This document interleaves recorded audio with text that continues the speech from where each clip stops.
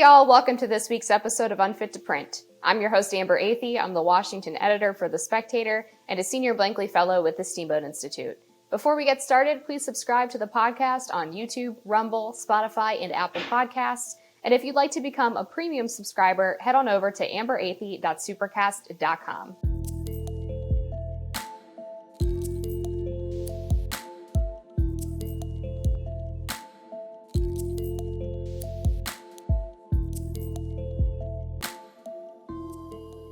So last week we did a special episode all about the Trump raid, and this week we're doing a special episode about the Biden border crisis. According to a new Fox News report, sources are telling them that the number of illegal immigrants who have crossed the border this year has exceeded 2 million. In July alone, there were nearly 200,000 migrant encounters by U.S. Customs and Border Patrol. That 2 million number is a historic, record-setting amount.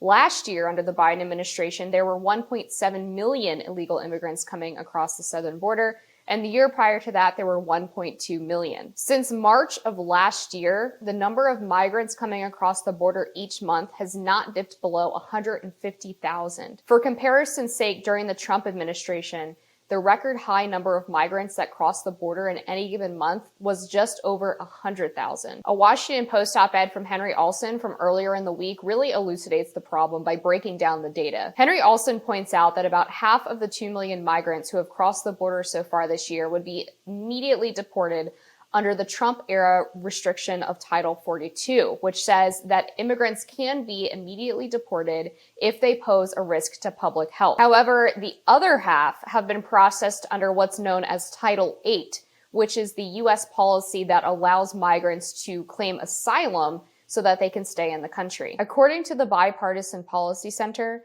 about 80% of the migrants who claim asylum under Title 8 are allowed to remain in the country while their claims are adjudicated. Most of them will probably be here indefinitely. There's a huge backlog of cases in immigration court, which means many of them will be waiting years before they actually have to appear in front of a judge.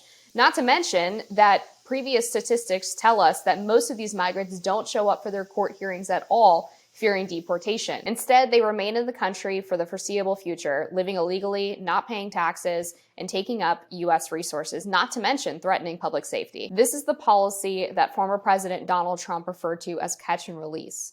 Yes, migrants were apprehended at the southern border by Border Patrol, but as soon as they claimed asylum, they were released into the United States, never to be seen or heard from again. It was a convenient way for these individuals to stay in the United States despite being nabbed by Border Patrol. Since the start of the Biden administration, there have been probably 1 million or more individuals who have been released under Title 8 living in the country illegally, not to mention the number of people who haven't been caught by Border Patrol and are living here without our knowledge at all. So how did we get here? Well, it all goes back to the way the Biden administration approached immigration policy from the time he took office in January of 2021. President Biden campaigned on the idea that Trump's immigration policy was cruel. So when he finally took office, he sought to reverse many of the policies that were effective at disincentivizing illegal immigration. Perhaps the most important of which was Trump's Remain in Mexico policy, which said that individuals who did claim asylum under Title 8 would be forced to go back to Mexico to wait for their court sentences. This would disincentivize one of the huge draws for asylum seekers, which is that they would be released into the United States and not have to return for their court date. Instead, they have to stay in Mexico, where they really don't want to remain. A lot of these asylum seekers would actually return home rather than waiting in Mexico for their court date and possible release into the United States. Biden sought throughout his presidency to get rid of the Remain in Mexico policy, and after a long court battle was recently successful in doing so. In addition, Biden undermined the U.S.-Mexico Agreement on Immigration, which in exchange for lower tariffs on Mexican goods, forced the Mexican government to actually dedicate troops to their own border to keep Central American migrants from coming to the U.S. Biden nixed that agreement entirely and then had the gall to send his representatives, including Vice President Kamala Harris, down to Mexico to try to renegotiate a deal. But the Mexican president wasn't having it because he was so disrespected by the fact that this deal that he had negotiated with a prior president was completely discarded under the Biden administration. There's been no viable replacement for the U.S.-Mexico agreement since Biden took office, so we are having to police our southern border without any assistance from our neighbor on the other side. Additionally, Biden instituted a 100-day deportation moratorium when he first took office, which despite court battles was allowed to continue until its expiration in the spring of 2021. There was an immediate increase in influx in migrants, including migrant caravans, who came to the US with the understanding that they would not be deported thanks to this moratorium. And there's more. Biden also proposed legislation to grant amnesty to millions of illegal immigrants already residing in the United States, and signed a memo further upholding the Deferred Action for Childhood Arrivals program. All of these policies, along with the pro-open borders messaging from the Biden administration, told illegal immigrants that now was the time to come to the United States because they wouldn't be criminally punished for doing so. Tack that on to the way Biden has destroyed morale among border agents, and you have yourselves a crisis. Back when thousands of Haitians showed up to the southern border in Texas, the Biden administration focused on a photograph that was seized by left-wing activists to suggest that Border Patrol agents were whipping the migrants. It turned out that actually the Border Patrol agents who were on horseback at the time were merely using the reins of the horse to try to corral illegal migrants coming across the border. However, Biden still put his finger on the scale of justice, insisting that these border agents were going to pay the price for what they had done. And sure enough, a Border Patrol investigation a year later found that even though these agents had not whipped any of the migrants, they still had used, quote, excessive force and had to be punished for doing so. One of the pieces of evidence for this so-called excessive force was that one of the agents rode his horse a little too close to one of the children who was coming across the border with his father. It's pretty hard to believe that Biden's declaration that the Border Patrol agents' behavior was outrageous and that they would pay the price didn't have an effect on the Border Patrol's eventual investigation, refusing to clear the agents of all wrongdoing. This sets the tone for other Border Patrol agents. Are they going to work hard to apprehend migrants if they're later going to be punished for it?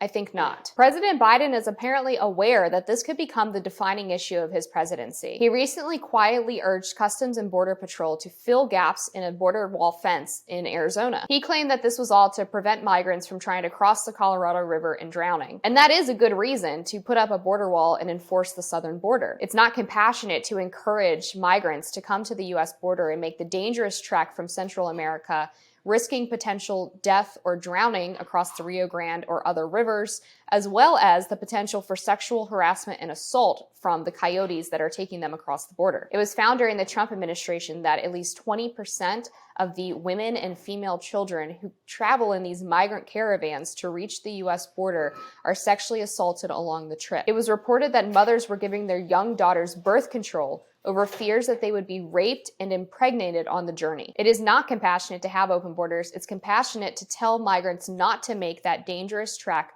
risking their lives and their safety in the process. So Biden is right that closing these gaps in the border in Arizona will help protect migrants, but this is also about protecting Americans. In border towns in particular, American citizens have to contend with the unscreened criminals.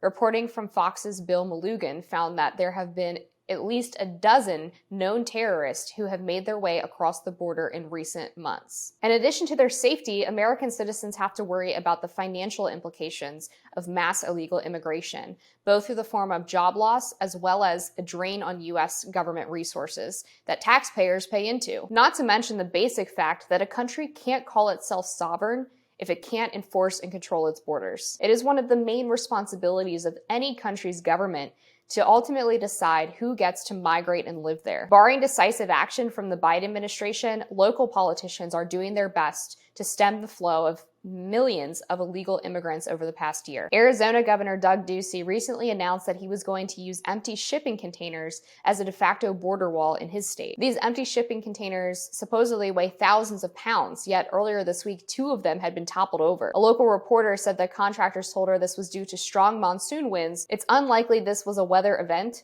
Clearly, we struck a nerve. They don't like what we are doing, and they want to keep the border open. Texas Governor Greg Abbott has arguably taken the most action to try to protect his state from this massive flood of illegal immigration. Earlier this year, Governor Abbott decided that Border Patrol should be inspecting every single vehicle that comes across the southern border to try to prevent the flow of drugs and other contraband into the country. Naturally, liberals criticized Abbott for this decision, claiming that he was only encouraging the current supply chain crisis by slowing down goods flowing across the border. Sure enough, not long after Greg Abbott reversed his decision to check every vehicle coming across the border, 40+ migrants were found dead in the back of a tractor trailer, having roasted to death in the hot summer heat. Recently, Governor Greg Abbott announced that he was going to start sending migrants to liberal city centers so that they could feel the full brunt of their immigration policies. If Democrats were going to downplay the effects that Biden's immigration policy had on the country, and in border states in particular,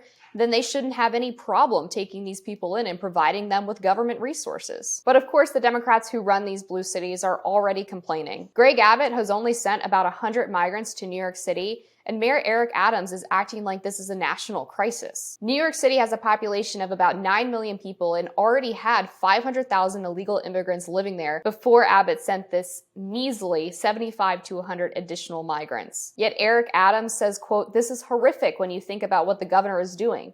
We need help, and we're reaching out to the federal government to tell them that we need help. We're going to get through this." If about 100 illegal immigrants in New York City is a crisis that needs federal government assistance, then what's the situation in Texas and Arizona? Greg Abbott has brilliantly exposed the Democratic hypocrisy, and sooner or later they are going to have to acknowledge that this border crisis is not going away. The question, though, is what is the Biden administration willing to do about it?